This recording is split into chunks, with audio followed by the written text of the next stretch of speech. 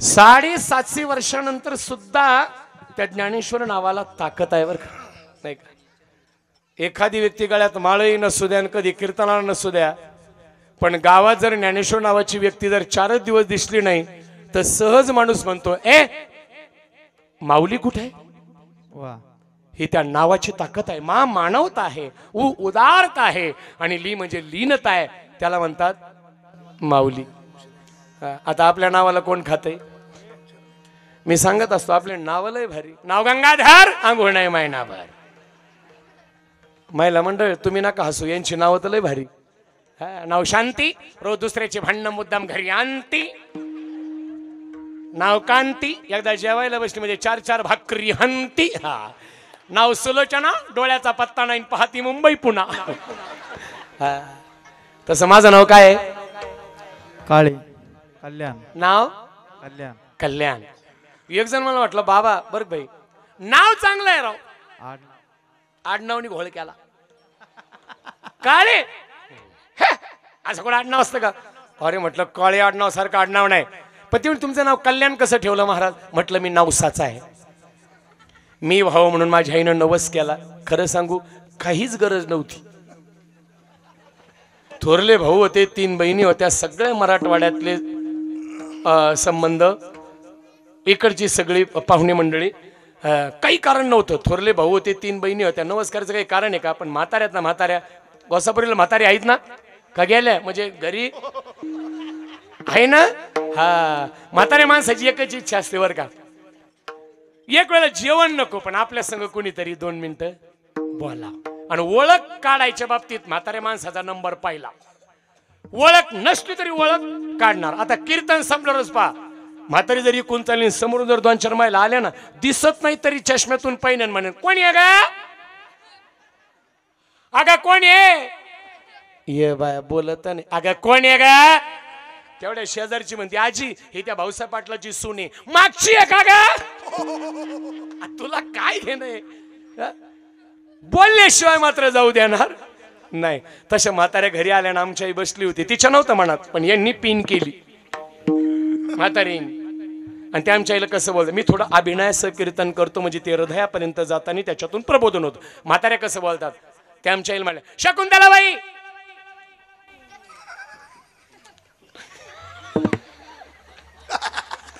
उगा येड्या नको करू. ओठा वांगोळ पांगोळ करावं, देवाला उदबत्ती वावळाव, एखादा नारळ फोडाव, तुझ्या मुलाला अजून एखादा पाठिंबा मागाव. पाठिंबा कळाला ना? आमच्या आईलाही कळलं. आपल्या मुलाला एखादा भाऊ असावा. आमची आई उठली, आंघोळ केली, देवाला उदबत्ती वावळली, नारळ फोडला, देवही पावला. त्या दिवशी मोकळाच होता काय काही नाही. आणि मी झालो सिंघम 2, म्हणजे एक थोरला सिंघम मी धाकटा. आणि म्हाताऱ्या मला पाहायला आल्या. म्हटलं आता का झोळीत एखादी लाड मुका घ्यायला आली, एका लाथात धूम-3 करतो आता. माझ्या डोक्यात होतं. पण म्हाताऱ्या म्हणे, शकुंतला बाई पोरगं चांगलंय, तुझं कल्याण झालं. काय झालं? कल्याण. म्हणून माझं नाव कल्याण, आडनाव काळे, दिसायला. आणि काहीचं आडनाव गोरे, त्यांना दिवसा बॅटरी घेऊन पाहावं लागत. गोरे कुठे बसलेत पहा, काय करतात त्या आडनावाला? अहो या शरीरावर कितीतरी आडनाव तयार होतात. इथून सुरुवात करा. शेंडीला हात लावला, आडनाव झालं शेंडे पाटील. थोडं खाली आली, सगळी कोण बाजरी, आणि मधी पडत चिकलठाणा विमानतळ, टकले पाटील. काहीचे केस वाढले, आडनाव केस भट. डोक्यात टोपी घातली, आडनाव टोपे पाटील. वाऱ्यानं टोपी उडून गेली, बोडखे पाटील. समोरून आले कपाळे, त्याच्या खाली आले डोळस, शायनिंग केली आंधळे. आणि डोळ्याची स्वच्छता नाही, आडनाव चिपडे पाटील. त्याच्या खाली आले नाकाडे, स्वच्छता नाही, शेंबडे. साईडला गेले गालफाडे, 10 तोंडे, काने चापे, वटकर दाते. सभासद उठून गेले, आडनाव बोचरे पाटील. आता इथं आले काही दाडे, काही दाभाडे, काही माने, काही मानमोडे, काही तपठ्ठे, मान कापी. आता इथं आले काही चालणं असं पोटे, काही पोट भरे, जादा झालं पोट फोडे, कोपरे, मनगटे, एक बोटे, गुडगे, पोटरे, घोटे, तळपे, लंगडे, पांगळे, लुळे, खोळे, पाय मोडे. ऊत आलाय. हे नाही पुरलं, काहींनी पशु पक्ष्याची आडनाव लावली. कोले, उंदरे, मांजरे, डुकरे, सशे, गाढवे, हरणे, वाघ, लांडगे, मोरे, चिमणे, कावळे. पशुपक्षी संपले, भाजीपाला, कारले, काही दोडके, गवारे, भेंडे, मुळे, गाजरे, कांदे, लसणे, कोथिंबिरे, भोपळे. पण एवढ्या बाबतीत अण्णाव ब्राह्मण मंडळीचे भारी असतात. मी पुण्याला गेलो होतो कीर्तनाला, पुढच्या खोलीत बसलो, 2 महिला एकमेकीशी बोलायला लागल्या. आता आपल्या मराठवाड्याचं बोलणं पुण्यातलं बोलणं फरक आहे. पुण्यातलं बोलणं कसं आहे, शुद्ध, पुढचा ऐकणारा बेशुद्ध. आणि ते एकमेकीला कसं बोलत होत्या, अगं कल्याण महाराजांची जेवणाची व्यवस्था दाभोळकरांच्याकडे आहे का? दुसरी मध्ये नाही बाई, आमच्याकडे नाहीये. मी खानविलकरांना विचारून येते, पण आमच्याकडे नाहीये. मी तसाच फेटाबंद तिथं आतमध्ये गेलो. म्हणलं ताई, ते म्हणे काय? म्हटलं तुमच्या शेजारी एखादा दांडेकर आहे का हो? ते म्हणे बाबा कशाला? म्हटलं मला त्याच्याकडनं हंज जेऊ घाला. 7 वाजलेत. म्हणून हिंद देश के निवासी सभी जन एक है, रंग रूप वेश भाषा चाहे अनेक है. म्हणून हसत जगावं. काय असतं? टाळी वाजवली, विठ्ठल म्हटलं तर इथे व्हायब्रेशन निर्माण होतं, छोटे मोठे ब्लॉकेज निघून जातात. नाहीतर जगायचं तरी किती दिवस? तर मुलगी सुद्धा कशी असावी तुम्हाला सांगू, माय बापा आहे की नाही? मुलगी ती मुलगी आहे की नाही? हो, मुलाला काय घेणं. माझा छोटाच मुलगा आहे, सकाळी 5:30ला आलो नारायणवारात. शाळेला जायचं होतं, असा समोरून गेला, पाहिलं सुद्धा नाही. त्याला माहिती आहे म्हातारा दररोज बोंबलं थिंडत आहे, आणि याला तरी काय विचारायचं कुठं चालला. पण मुलगी लहान होती, तिनं चटई आणली माझ्या पायाखाली ठेवली. बाबा तुमच्या पायाला गार लागतं, याला मुलगी म्हणतात. म्हणून मुलगाही असावा आणि मुलगी असावी. म्हणून सांग ना आई मला कोण वाचवणार, तुझ्या जन्मासी मला कोण घालणार. मला जन्माला येऊ दे, मला हे जग बघायचं आहे का नाही? म्हणून मुलींनी सुद्धा आता सक्षम बना. आता अबला नाही तर तुम्ही सबला व्हा. आता स्वतःचं संरक्षण स्वतः करण्याची तयारी ठेवा. ही आज काळाची गरज आहे. बरं, याच्यासाठी संतांची आणि शुरांची चरित्र आम्हाला प्रेरणा देतात. म्हणून ते करणं काळाची गरज आहे. म्हणून मुलीच्याही जन्माचं स्वागत करा, हे महत्वाचं आहे. आणि मी पुढल्या वर्षी सांगणार आहे फारुक भाई आपल्या सगळ्या टीमला, सप्ताह कमिटीला, बरं का, हे मोठाले हार तुम्ही तुमच्या प्रेमाकरता आणतात, त्याच्याबद्दल काही प्रॉब्लेम नाही. आता मला घातलेला हार कमीत कमी 1000 रुपयाच्या पुढं असेल, कमीत कमी, काही नको. उलट याच्यात मी तर म्हणतो नारळ, त्याच्याऐवजी एक छान झाड द्या ना. पुढच्या वेळेला करा संकल्प, एक झाड द्यायचं कीर्तन करा, त्याला म्हणा लाव, नाही तर इथं फोटो काढू सवर.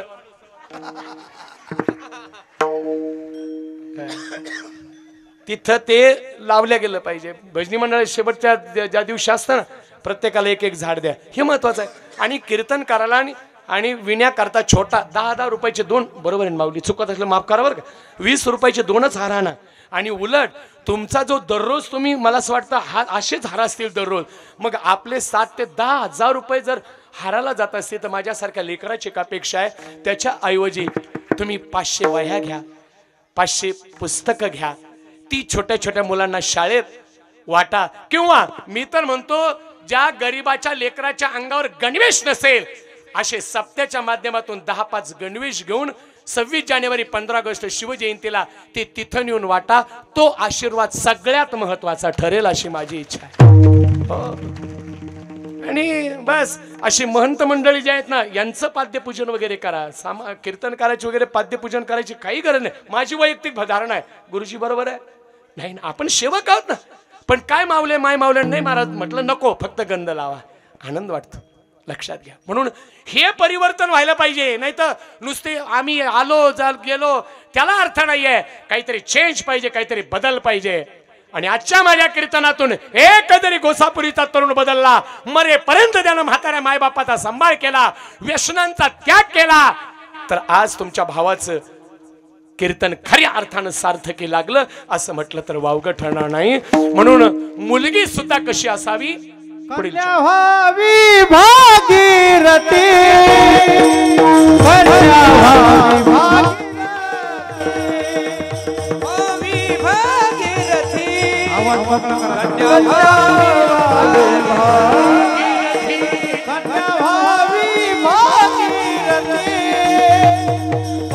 भावी भागीरथी कन्या भावी भागीरथी कन्या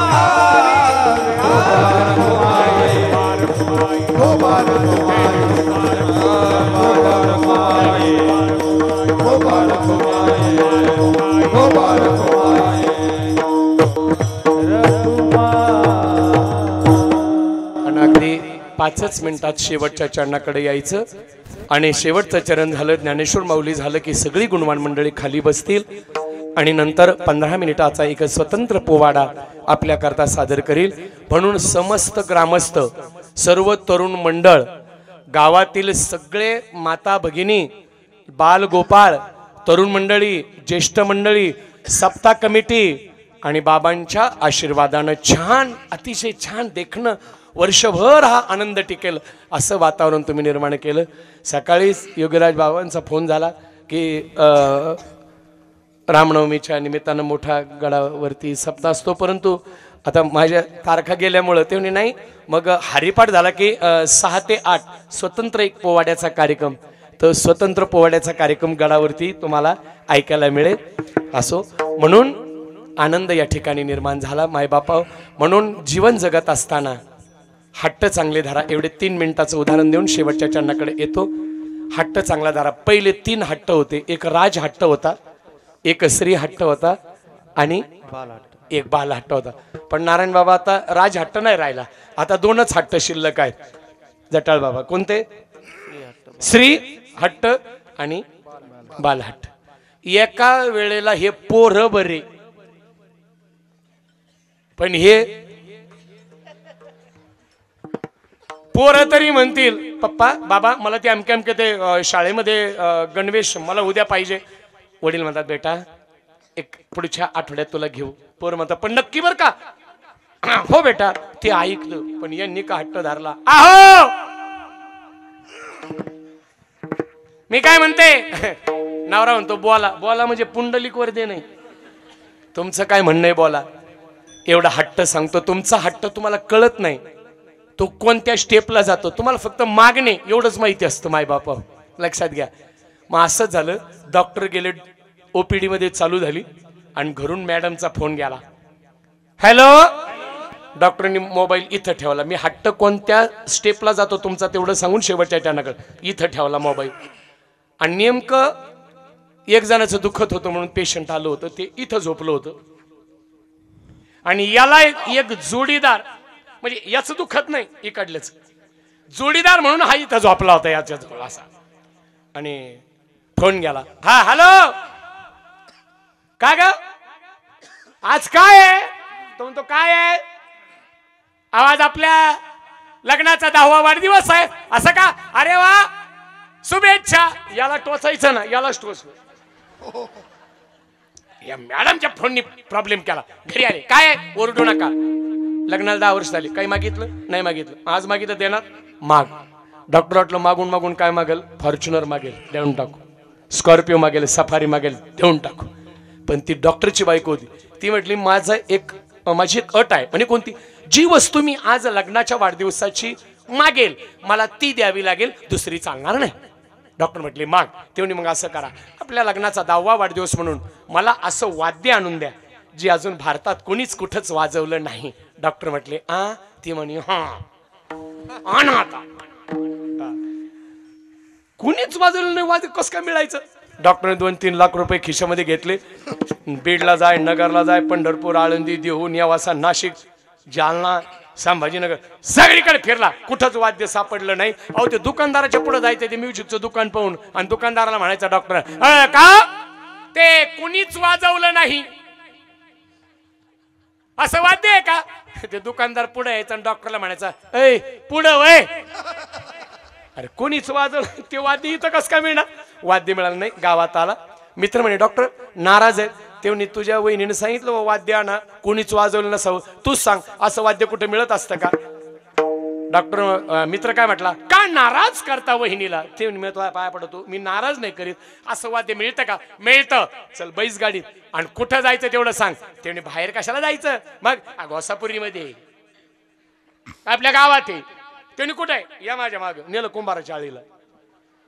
एक माठ घातला. डॉक्टर साहेब वाद्य पण हे वाजवायचं कसं? ते तुम्ही काय म्हणले? कोणीच वाजवलं नसावं, वाजवण्याची गरज नाही. ते मग उद्या सकाळी मी बंगल्यावर आणून देतो म्हणे. किंमत 25 रुपये. 100 दिले. 25 नाही 100. 100 रुपये दिले. डॉक्टर घरी गेले. मित्राने आदल्या दिवशी काय केलं, झाडावर चढला आणि त्या झाडावर होतं आग्यामोळ. ते काढलं ते आग्यामोळाच्या माशा घातल्या त्या माठात, त्याला लावलं झाकण. त्या माशा उपाशी त्या गिऱ्हाईकाचीच वाट पाहत होत्या. आणि दुसऱ्या दिवशी तो माठ डॉक्टरच्या हातात दिला. डॉक्टर साहेब वाद्य. अरे वाजवायचं कसं? माठ हलवा.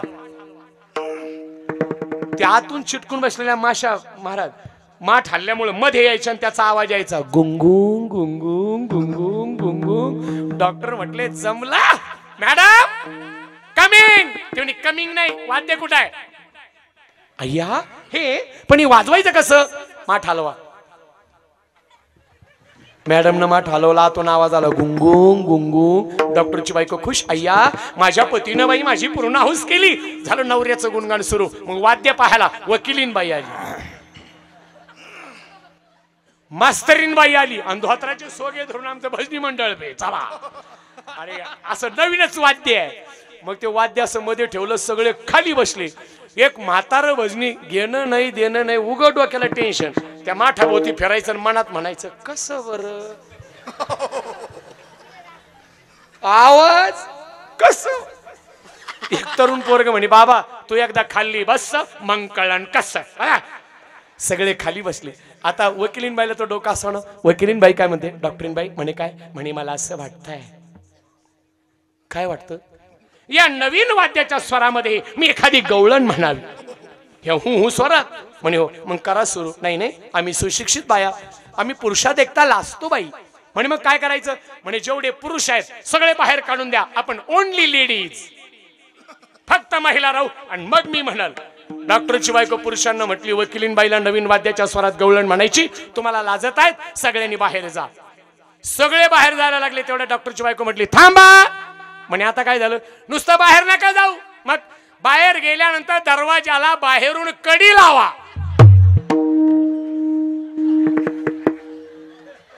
आणि लांब जा. हे म्हटले आता चिंताच करू नका.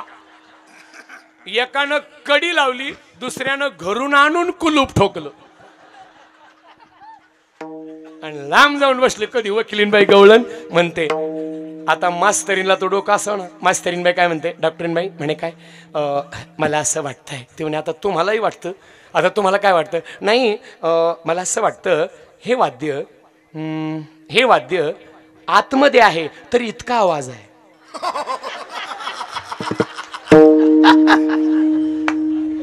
ते म्हणे काय? नाही नाही हे वाद्य आतमध्ये आहे तर इतका आवाज आहे. म्हणे मग हे जर बाहेर काढलं तर किती आवाज येईल? ते म्हणे काढू बाहेर. माशा वाटच पाहून होत्या. आणि यांनी वाद्य काढण्याकरता माठाची ती गाठण सोडली आणि सगळ्यांनी हात माठात घातले. आता तिथपर्यंत हात पोहोचायच्या आतच वाद्य बाहेर. पांगलं ना वाद्य. अशा सुशिक्षित बाय तोडल्या. दंडावर काय, होटावर काय, गालावर काय. मग लागल्या वरडायला. हा आवाज पारावर बसलेले एक जण ऐकला आणि तो म्हणतो आता शिक सुरू झालं.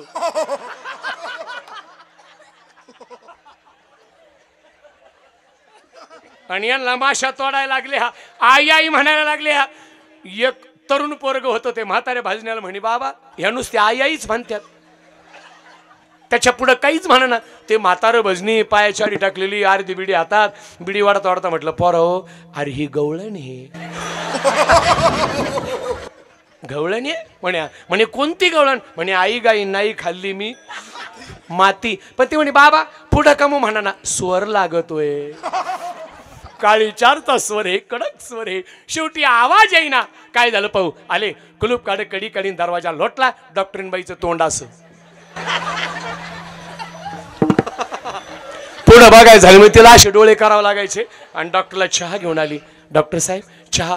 डॉक्टर तिच्याकडे पाहतो म्हणतो ताई मी तुम्हाला कुठेतरी पाहिल्यासारखं पाहिल्यासारखं नाही, मी तुमची बायको आहे. मग हा काय पराक्रम? ते म्हणे मी नको. तो हट्ट धरला म्हणून माझी अशी अवस्था झाली. हट्ट चांगला धरा. आपलं गाव 100% व्यसनमुक्त व्हावं, ग्राम स्वच्छता अभियान आपल्या गावामध्ये राबवण्यात यावं आणि सगळ्यांना खेळीमेळीत राहावं. एवढं जरी केलं तर आपल्या दुसऱ्या वर्षाचा सप्ताह सार्थकी लागला. म्हणून तर जनाबाई शेवटच्या चरणात मागतात.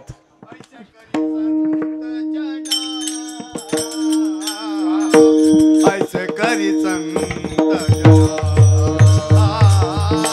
ऐसे करी संत जना. परमादरणीय परमश्रद्धेय शांती ब्रह्म गुरुवर्य वाणीभूषण भास्कर गिरीजी बाबा यांच्या आशीर्वादानं जनाबाईंच्या अभंगावरती चिंतन, निरूपण आणि प्रबोधन करण्याचा प्रामाणिकपणानं प्रयत्न केला. हे करत असताना माझं काही चुकलं असेल किंवा तुम्हाला काही गोष्टी चुकीच्या वाटत असतील, उदार अंतकणा लेकराला क्षमा करा. शेवटी गुणदोष नाही पाहत कीर्तने, प्रेमे चक्रपाणी वश होय.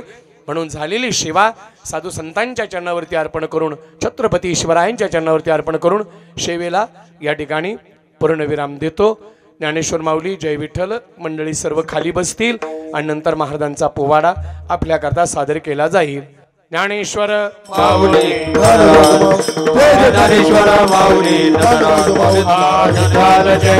मनापासून मनापर्यंत या ठिकाणी स्वागत आहे. आता ट्रॅक बदलला, कारण आता ह भ प आता कीर्तन